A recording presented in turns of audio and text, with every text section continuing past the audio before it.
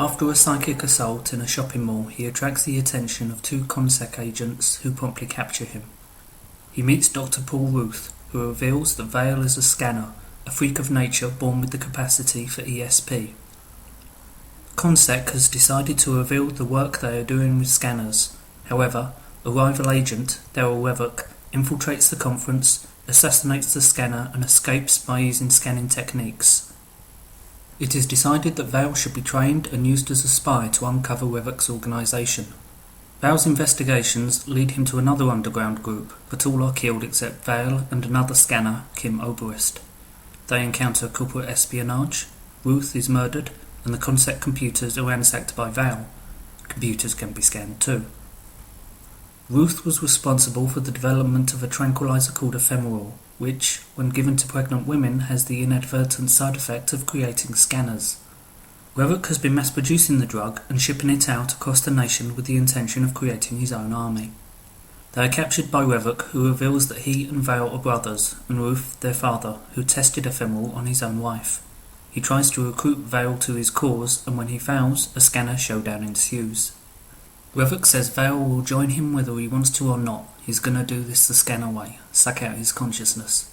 But Vale seems to achieve a state of intense focus and calm, even though his body begins to burn.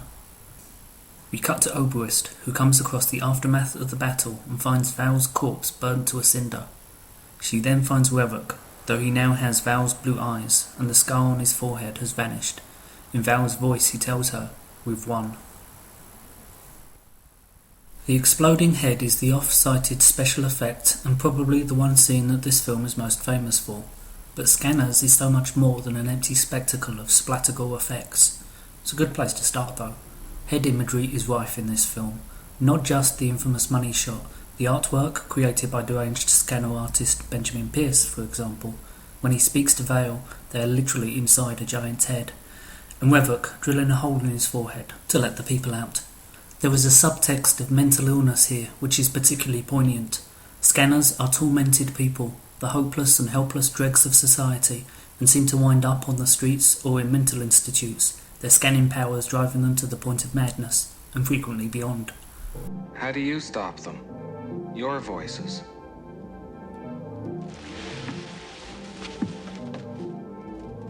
My art. My art keeps me sane. This reinforces one of the key details about this film. Being a scanner is an affliction rather than a superpower. Those who suffer from it end up social misfits, overloading on the constant babble of other people's voices in their heads. Why are you such a derelict, such a piece of human junk? The answer's simple. You're a scanner, which you don't realize. And that has been the source of all your agony. But I will show you now that it can be a source of great power. The early part of this film takes its time to explain scanners, not just establishing the rules of this universe, but the psychopathology of scanners as a social group. It seems Cronenberg is just as interested in what it is to be a scanner as he is in what they're capable of doing. I think it's very telling that an early working title of this production was The Sensitives, though it probably wouldn't have sold so well. The film itself is constructed as a thriller rather than horror or science fiction, complete with obligatory car chases and shootouts. Corporate espionage, conspiracies, agents and double agents, all fitting in well with an atmosphere of paranoia and anxiety. This also serves to reinforce the theme of corporations exploiting people. It was a failed drugs trial that unwittingly created scanners in the first place. CONSEC's only interest in scanners is to exploit them as potential weapons or tools of espionage. There is of course a parallel to thalidomide, especially with the movie's time setting. One can't help wondering how much that real-life horror story helped develop the plot of Scanners. As with much of Cronenberg's work, there is a strong emphasis on body horror, though this film has none of the sexual preoccupations that frequently litter his work. It's worth mentioning that this was Cronenberg's most mainstream and most profitable film at the time, doubtless helping to ease him into the studio system, the direction his career has subsequently taken. The score, by Howard Shore, is stark and abstract, reaffirming the themes of isolation and intrusion. It's also frequently incorporated into the sound effects during scanning scenes, where atonal bursts help to suggest the application of unseen mental powers.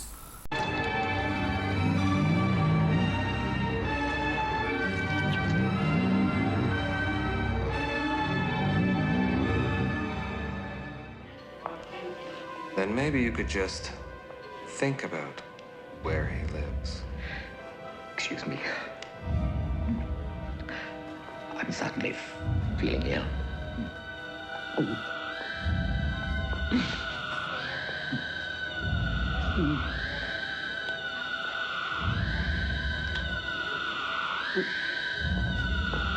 Arnold, what's the matter? Are you all right? I better be all right. Come on, Arnold. Let me take you back to your office. You've got to lie down. That's it. Take my arm. I'll help you.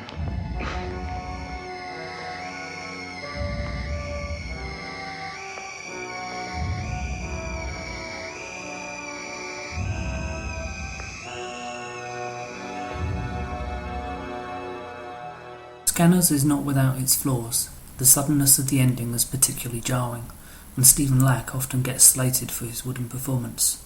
That said, it should just be mentioned in his defence that Lack is supposed to be playing a very low-key hero. He's not a superhero, and only reluctantly manipulated into the position of spy. The psychic link to a computer is perhaps a little dicey, especially compared to the strictly rationalist sci-fi approach Cronenberg takes to ESP in general, though this conceit is easily forgiven given the context. Most of the flaws are budgetary. A cheap film anyway, Cronenberg was also forced to push it into immediate production in order to secure financing, before the screenplay was even complete in fact. It said he had to wake early, work on the script for a few hours, before heading off to do a day's shooting. But at the end of the day, it's the imagery and ideas simmering just beneath the surface that lift this film above its financial limitations and its genre archetypes. The 90s saw a slew of sequels, which Cronenberg had no involvement with. As far as they go, the law of diminishing returns seems to apply. More recently, a remake has been threatened.